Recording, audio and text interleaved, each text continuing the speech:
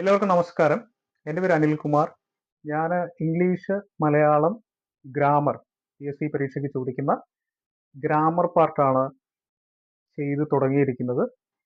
അതിൽ ചിലതെല്ലാം നമ്മൾ ഷോർട്സിൽ പറഞ്ഞിട്ടുണ്ട്, ഷോർട്സ് ആയിട്ടിട്ടുണ്ട്. 1 മിനിറ്റിൻ്റെ വീഡിയോ ആയിട്ട് കുറച്ച് കാര്യങ്ങളൊക്കെ പറഞ്ഞു തുടങ്ങിയിട്ടുണ്ട്. അതിൻ്റെ ഒരു എക്സ്റ്റൻഷൻ എന്നുള്ള രീതിയിലാണ് ഈ വീഡിയോ ചെയ്തിരിക്കുന്നത്. കുറേ പേരൊക്കെ നമ്മുടെ വീഡിയോ കണ്ടിട്ടുണ്ട്.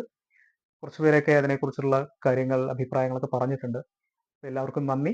ഇനി ഈ വീഡിയോ കൂടെ കണ്ട് നിങ്ങളുടെ അഭിപ്രായങ്ങൾ കമന്റ് രൂപത്തിൽ നിങ്ങൾ രേഖപ്പെടുത്തണം എന്നാണ് പറയാനുള്ളത്.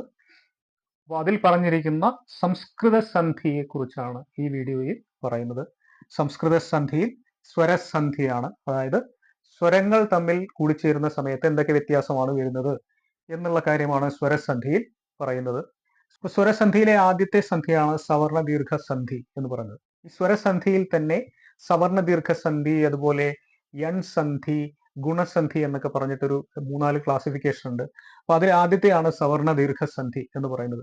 ഇതിൽ പറയുന്ന കാര്യം എന്ന് വെച്ച് കഴിഞ്ഞാൽ, സമാനമായിട്ടുള്ള സ്വരവർണ്ണങ്ങൾ ചേരുന്ന സമയത്ത് അത് അതിൻ്റെ ദീർഘ സ്വരമായി മാറും എന്നുള്ളതാണ് ഇതിൽ പറയുന്നത്. ആ പേരിൽ തന്നെ നമുക്ക് കിട്ടും, സവർണ ദീർഘസന്ധി എന്നാണ് പറഞ്ഞിരിക്കുന്നത്. അതായത് 2 സമാനമായിട്ടുള്ള ഹ്രസ്വസ്വരങ്ങളാവാം, അതല്ലെങ്കിൽ ഒരു ഹ്രസ്വസ്വരവും ഒരു ദീർഘസ്വരവും ആവാം. ഇങ്ങനെയെല്ലാം വന്നു കഴിഞ്ഞാലും അത് അതിൻ്റെ ദീർഘസ്വരമായിട്ട് മാറും എന്നുള്ളതാണ് സവർണ ദീർഘസന്ധിയിൽ പറയുന്നത്. അപ്പോൾ അതാണ് ഈ പറഞ്ഞിരിക്കുന്നത്. ആ പ്ലസ് ആ ചേരുമ്പോൾ എന്താവും? ആ എന്നാവും എന്നുള്ളതാണ്. അതേപോലെ തന്നെ ആ പ്ലസ് ആ ചേർന്നാലും എന്തായി മാറും? അതിൻ്റെ ദീർഘസ്വരമായിട്ട് മാറും എന്നുള്ള കാര്യമാണ് ഇതിൽ പറയുന്നത്. അപ്പൊ ഇത്രയും കാര്യങ്ങൾ മനസ്സിലാക്കി കഴിഞ്ഞു കഴിഞ്ഞാൽ ഇനി നമുക്കതിന്റെ എക്സാമ്പിൾസ് ചെയ്തു നോക്കാം. സവർണ ദീർഘസന്ധിയുടെ ഉദാഹരണങ്ങളാണ്. ഗിരി പ്ലസ് ഈശൻ ഗിരീശനായി മാറിയിരിക്കുന്നു.